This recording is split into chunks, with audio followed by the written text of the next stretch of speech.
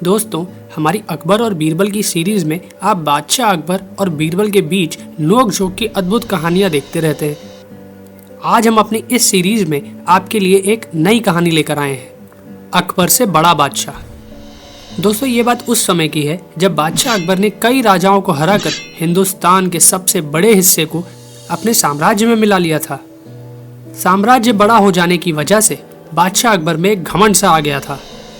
अपने इसी घमंड की वजह से बादशाह अकबर एक दिन अपने सारे दरबारियों से ये सवाल कर बैठते हैं, अबुल फजल, क्या इस जमीन पर कोई मुझसे बड़ा बादशाह है?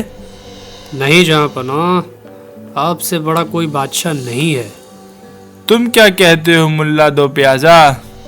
जहाँपनाह, अल्लाह की बनाई इस जमीन पर आप ही सबसे बड़े बादशाह हैं। बादशाह अकबर अपने दरबारियों से अपनी तारीफ सुनकर घमंड से फूलते चले जा रहे थे। इसलिए एक एक कर उन्होंने सभी दरबारियों से यही सवाल किया और सभी दरबारियों ने बादशाह को वही जवाब दिया जो बादशाह सुनना चाहते थे।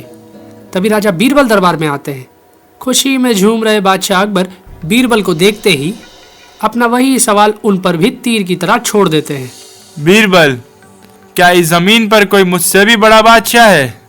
अकबर के सवाल पूछने के अंदाज से बीरबल को ये समझते देर नहीं लगती है कि बादशाह के सर पर घमंड चढ़कर बोल रहा है। इसलिए उन्होंने ऐसा जवाब दे दिया जिस जवाब की उम्मीद बादशाह अकबर ने कभी नहीं की थी।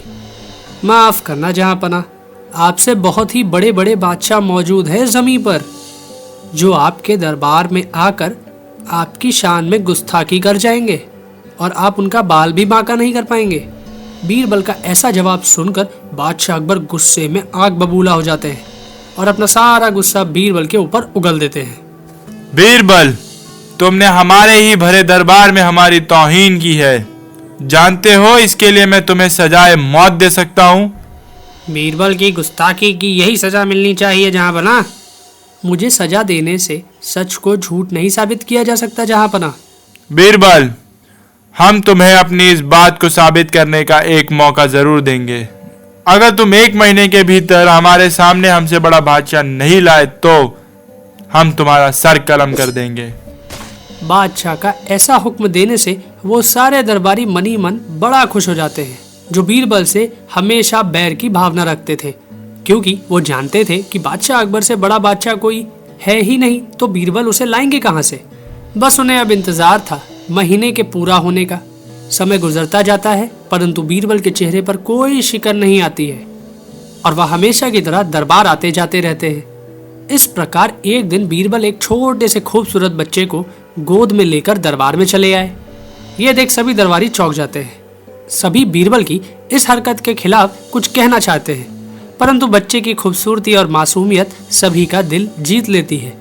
यहाँ तक कि बादशाह अकबर भी उस बच्चे को देख इतना खुश हो जाते हैं कि वह बच्चे को अपनी गोद में लेकर उसे प्यार करने लगते हैं। बच्चा, जो कि बड़ा चंचल था, वह बादशाह के साथ खेलने लगता है और खेलते खेलते बादशाह अकबर की मूंछ को अपनी मजबूत मुट्ठी में जकड़ लेता है।